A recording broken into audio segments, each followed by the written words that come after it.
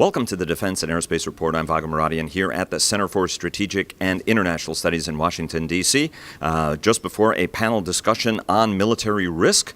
And we have with us a professor from the United States Army War College at the historic Carlisle Barracks in Pennsylvania, Nate Freier, who's a professor there. Sir, thanks very much for joining us. It's great to be here with you. Thanks. I want to start off by asking you about your magnum opus, At Our Own Peril, which is about DoD risk assessment. Talk to us a little bit about what you're trying to achieve with the report. It's in the cleanup mode.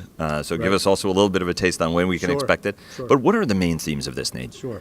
So the report's going to be out shortly. It's currently in editing. I think what we set out to achieve is actually look at how the enterprise overall, DoD overall, identifies, describes, assesses, and communicates risk. And frankly, what we found is that there's general unease, from top to bottom within the department about risk, not against any particular, there are processes, the chairman has his process, et cetera, not necessarily against any one particular aspect of how risk is assessed, by individual organizations. But in general, if in fact we are getting risk right given the contemporary environment. And what are the key lessons learned about where we've gotten risk wrong and the implications of that? Well, I think I'll give you three big takeaways that we've learned. The first is that really the way the department looks at risk right now is too near term. It's not future focused. It's not sort of a from today into tomorrow look at risk. The second is it's not objectives focused. It's really threat focused. And when you are threat focused, you tend very much to actually have a lot of dead space from which sort of un or under recognized risk might emerge. And then finally, because it's objectives focused, and frankly because of the aforementioned as well, what tends to end up happening is it does not necessarily support adaptation to the extent it really has to in an environment that's basically defined by disruptive change. You're somebody who focuses on strategy, on thinking, on the long term. What are some ways to grow better strategic thinkers? There's no shortage of intellectual capital in the military services, but there is sometimes a paucity, or the criticism is, of looking strategically, looking at that very long term and what are the implications and how developing trends are going to affect you, something which Andy Marshall did very well at the Office of Net Assessment when he had that office. Not to say that Jim Baker's not doing a great job. He's doing a different sort of a job than what Andy Marshall did in sort of looking at the deep future.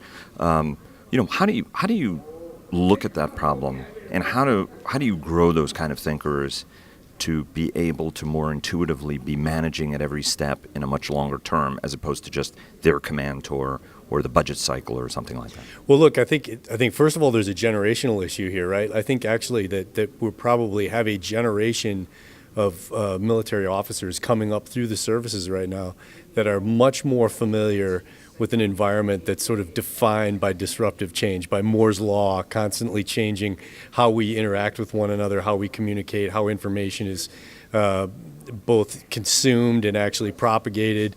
And so I think what I would step back with is just an understanding that sort of our linear traditional and classical approaches to strategy development and looking at strategy development as a static process where you look at a particular problem, you develop a strategy, and then you execute that strategy is probably not appropriate to the contemporary environment. And just like risk assessment, it's really a persistent dialogue among senior leadership informed by, a great bunch of, sort of young elastic minds that are taking a look at an environment that, frankly, that institution that was established in 1947 and sits across the river is still not constructed to really adapt and innovate in the environment as it is right now. And I think that's key right now. And what do you think the keys are to getting to that sort of adaptive future, which everybody, I think, Dr. Carter was talking about it, General Mattis certainly is talking about it.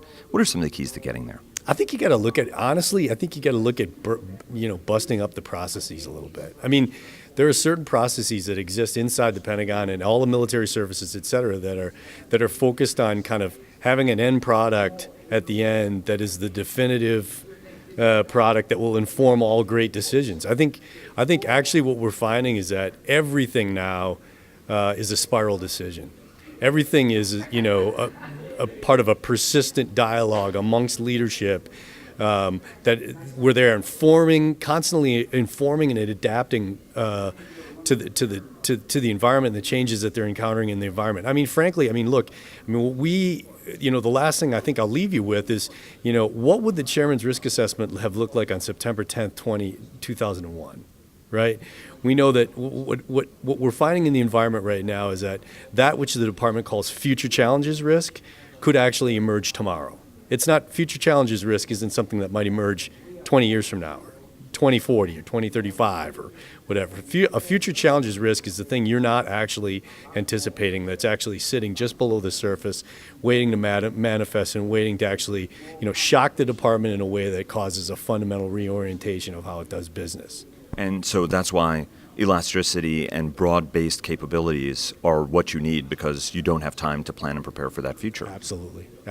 And being responsive, being able to adapt and respond to changes in the environment is absolutely 100% key to our future success. And when is this magnum opus going to be out? When is it going to hit bookshelves? We anticipate it will be out in the next 2 to 3 weeks and out for everybody on the web for everybody to consume and comment on and throw darts at and give plaudits to.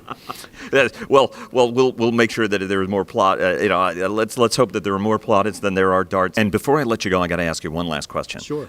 In the title of the report, you have post-primacy world, which is a very, very interesting statement, particularly to make given some of the concerns that folks have about President Trump backing away from the international order that the United States helped create post-World War II to maintain global security.